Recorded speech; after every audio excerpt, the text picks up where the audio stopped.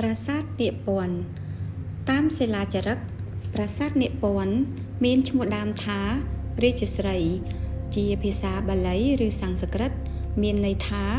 វត្ថុជាមង្គលរបស់ស្ដេចដែលត្រូវបានស្ថាបនានៅក្នុងចុងសតវត្សទី12ក្នុងរជ្ជកាលព្រះបាទជ័យវរ្ម័នទី7ប្រាសាទនាគពន្ធមានទីតាំងស្ថិតនៅក្នុងភូមិលៀងដៃ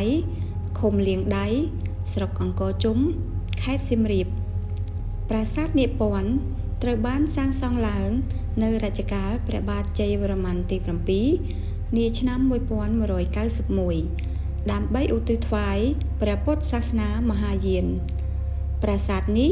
ត្រូវបានគេសាងសង់នៅលើកោះទំហំ350ម៉ែត្រ4ជ្រុងដែលមានស្រះសន្សំទឹកបរិសុទ្ធ4ដោយរៀបចំឲ្យមានជាសញ្ញាលេខបូកជានិមិត្តរូបនៃសញ្ញាមន្ទីរពេទ្យមានរូបចម្លាក់ទាំង4ទិសសម្រាប់ជាតំណាងឲ្យធាតុទាំង4គឺធាតុដីធាតុភ្លើង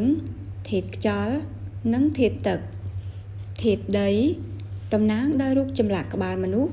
ស្ថិតនៅទិសខាងកើតធាតុភ្លើងតំណាងដោយរូបចម្លាក់ក្បាលតោស្ថិតនៅទិសខាងត្បូងធាតុខ្យល់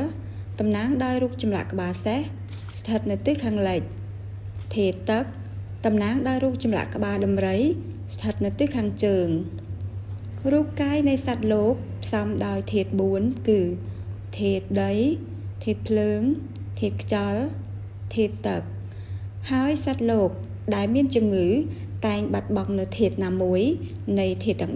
4នៅពេលគេពិនិត្យឃើញថា